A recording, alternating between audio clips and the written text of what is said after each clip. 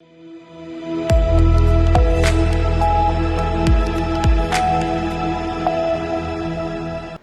स्वागत है आपका। आप देख रहे सी न्यूज भारत। मैं हूं आपके साथ इशिता। वक्त हो गया खास खबर का। चेन्नूर मंडल के नागपुरम गांव में करीब 1200 एकड़ खेती की जमीन है, जो गांव से लेकर गोदावरी वोडू तक फैली हुई है। इन खेतों तक पहुंचने के लिए केवल एक ही कच्ची सड़क है। हर साल वर्षा ऋतु से पहले किसान दवाइयों की बोरियां 60,000 से 1 लाख रुपए तक खर्च करके पहले से ही खेतों में स्टॉक करते हैं, लेकिन बारिश के समय बैक वाटर भर जाने से ये सारा निवेश डूबने की संभावना होती है। विधानसभा चुनाव के समय विवेक वेंकट स्वामी ने इस रास्ते को गोदावरी तक पक्का बनाने का वादा किया था। इसी तरह लोकसभा चुनाव में भी यही आश्वासन दोहराया गया, लेकिन किसानों का कहना है कि सारे वादे झूठे साबित हुए। ऐसे में गांव के किसान और ग्रामीणों ने मिलकर आपस में पैसे इकट्ठा करके खुद ही मिट्टी की सड़क बनाने का निर्णय लिया। इस क्रम में गांव के भाजपा बूथ अध्यक्ष और किसान प्रतिनिधि भाजपा विधायक प्रत्याशी दुर्गम अशोक से मिले और आर्थिक सहयोग मांगा। दुर्गम अशोक ने शनिवार को गांव पहुंचकर स्थिति का स्थलीय निरीक्षण किया और किसानों को भरोसा दिलाया कि वे उनके साथ खड़े हैं। उन्होंने किसानों द्वारा इकट्ठा की गई राशि में कुछ धनराशि अपनी ओर से जोड़कर निर्माण कार्य के लिए देने का आश्वासन दिया है। इस अवसर पर चेन्नूर रूरल भाजपा मंडल अध्यक्ष बुर्रा राजशेखर गौड़, बूथ अध्यक्ष साई अन्नाल मल्लेश, सत्यम शीनू, भाजपा जिला काउंसलर आलम बापू समेत कई किसान उपस्थित थे। చెన్నూరు నియోజకవర్గం చెన్నూరు రూరల్ మండలము నాగాపూర్ గ్రామంలో ఉన్నాము।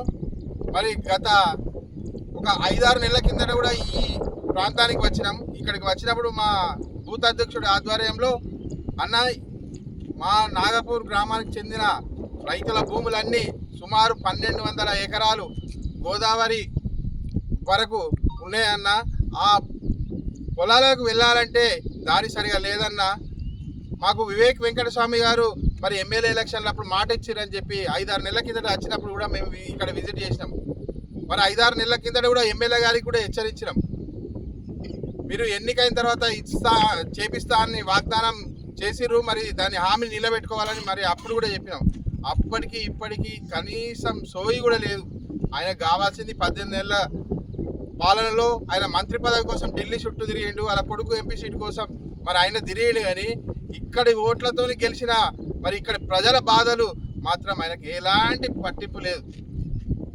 ఆల్రెడీ ఇంతకుముందు కూడా అలా వినోద్ గారు మరి ఇక్కడి నుంచి పోటీ చేస్తే ఇదే పని చేస్తే ఇదే చెన్నూరు ప్రజలు ఓడగొట్టి మరి ఆయనని ఇంటికి తరిమేస్తే ఆయన ఈ చెన్నూరు నియోజకవర్గం రాక బెల్లంపల్లి నియోజకవర్గం తీసుకొని అటే వెళ్ళాడు।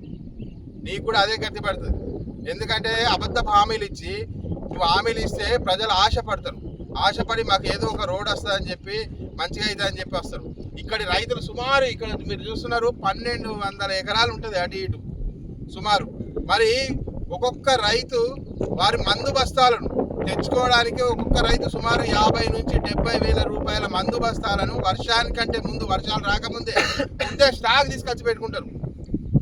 ఆ బీఆర్ఎస్ ప్రభుత్వం వల్ల, ఆ బీఆర్ఎస్ ప్రభుత్వం కట్టిన ఆ కాళేశ్వరం వల్ల వీరికి ఇక్కడ ఉన్న రైతులకు ప్రతి సంవత్సరం వర్షాకాలం బ్యాక్ వాటర్ వచ్చి మరి మునిగిపోతున్నది। ఆ బీఆర్ఎస్ నిర్వాహకం వల్ల రైతులు అట్లా నష్టపోతున్నారు, నువ్వేమో ఈ రోడ్ వేపిస్తావని చెప్పేసి మరి ఆ కాంగ్రెస్ ప్రభుత్వాన్ని నమ్మి మరి వాళ్ళు కూడా ఓటేస్తే మరి వాళ్ళు కూడా ఇప్పుడు నష్టపోయే పరిస్థితి ఉన్నది। నేను అదే రోజు చెప్పిన బీజేపీ తరఫున వేస్తామని, మీ ఊరంతా కలిసికట్టుగా ఉండండి। మరి ఆ కలిసికట్టుగా ఉన్న క్రమంలో ఊరంతా ఏకమైనరు, ఈ 1000 ఎకరాల మరి యజమానులు ఏకమై తలా ఒకటి ఇక నీ మీద నమ్మకం పోయింది అసలు। ఇక నీకు ఏమనంటే మంత్రి పదవి తప్ప, నీకు అక్కడ గుజరాత్లో ఫ్యాక్టరీలు తప్ప, ఇంకా వేరే వేరే రాష్ట్రాల్లో వ్యాపారాలు తప్ప ఇక్కడ ప్రజల బాధలు నీకు పట్టాయని ఇక్కడ గ్రామస్తులకు అర్థమైపోయింది। వాళ్ళే పాపం ఇంటింటికి తిరిగి వారి యొక్క మరి ఈ రోడ్డు కోసం వారు కొంత నిధిని సేకరించడం అయింది। మరి వాళ్ళు నాకు ఇన్ఫర్మేషన్ ఇవ్వగానే మీరు నిధిని సేకరిస్తే నా వంతు కూడా నేను ఒక 10,000 రూపాయలు మరి నేను ఇస్తా అని చెప్పి వాళ్ళకి మాట ఇవ్వడం జరిగింది। మరి దాంట్లో భాగంగా ఈరోజు వచ్చి వారికి నగదుగా ఇవ్వడం జరిగింది। మరియు ఇక్కడ యొక్క సాక్షాత్తు అంటే కళ్ళారా చూస్తున్నాం ఇక్కడ వారి మరి వర్షం వస్తే ఎలా ఉంటుందో పరిస్థితి। వర్షం వస్తే ఇక మందు బస్తాలు తీసుకురారాదు, మరి మందు కొట్టడానికి రారాదు, ఇక్కడికి నడుచుకుంటా కూడా రావడానికి ఇబ్బంది। మరి ఇంత రైతుల బాధ పట్టకపోతే మరి ఎందుకు మరి మీరు ఈ ప్రజా నాయకుడు అంటే ఏంటిది అన్నట్టు ప్రజాపాలన కాదు ఇది. మీరు కాంగ్రెస్ పాలన అంటే దగా పాలన, మోసం పాలన. అదేవిధంగా ఇక్కడ గ్రామ ప్రజలు మరి ఎవరైనా చనిపోతే మరి శ్మశానం ఇక్కడికే గోదావరికి తీసుకురావాలి. మరి అక్కడ కట్టె కాలబెట్టడానికి కూడా మరి వాళ్ళకు అవకాశం లేకుండా పోతుంది వర్షాకాలం. మరి ప్రజాప్రతినిధి అంటే మరి ప్రజల యొక్క బాగోగులు చూసుకోవడానికే కానీ నీ పదవి అలంకరించి పైసలు సంపాదించుకొని అక్కడే ఊరేగడానికి మాత్రం కాదు. ఇది ఖబర్దార్. మీరు ఇంకా 3 సంవత్సరాల పరిపాలన ఉన్నది. మీ రేవంత్ రెడ్డి ఏదైతే హామీలు ఇచ్చిండో వాళ్ళు బూటకపు హామీలే, నీ బూటకపు హామీలే. నీ 40,000 ఉద్యోగాలు ఇస్తానవు ఇక్కడ యువత. మరి ఆ 40,000 ఉద్యోగాలు ఇస్తానని ఎంతో ఆశతో ఓటేసిరు. మరి ఆ ఓటేస్తే 4,000 ఉద్యోగాలు కాదు కదా, 4 ఉద్యోగాలు కూడా ఇవ్వలే. నువ్వు ఫ్యాక్టరీలు ఇక్కడ పెడతాను, ఇక్కడ పెద్దపల్లి పార్లమెంట్లో ఫ్యాక్టరీలు పెడతాను. ఫ్యాక్టరీలు పెట్టి మరి मंचिरियाल से सीनियर संवाददाता सैयद अफरोज की रिपोर्ट। इस खास रिपोर्ट में फिलहाल इतना ही। देश और दुनिया की तमाम बड़ी जानकारियों के लिए देखते रहिए सी न्यूज़ भारत।